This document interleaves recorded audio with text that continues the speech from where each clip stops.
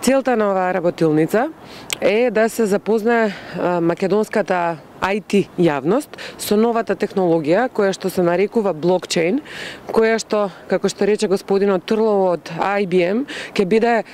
нова револуционерна технологија, еднакво како што беше интернетот пред неколку години. Се работи за еден начин на дистрибуирано процесирање на онлайн трансакции, а во светот на информатиката секој настан, секоја промена се вика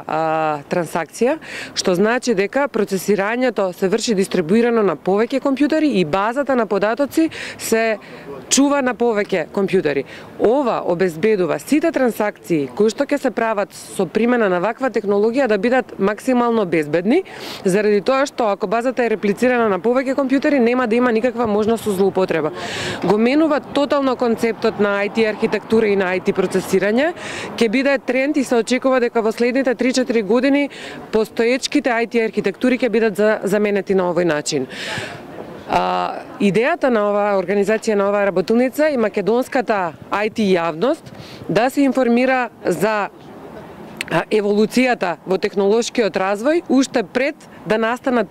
промените, односно да се вклучи практично во и да помогне со своји идеи, како што тоа го видовме на работилниците, бидејќи имавме феноменални идеи кои што беа давани од нашите представници, особено од студентите, бидејќи технологијата е се уште во фаза на развој да се отклонат и некои недостатоци, меѓутоа ова ќе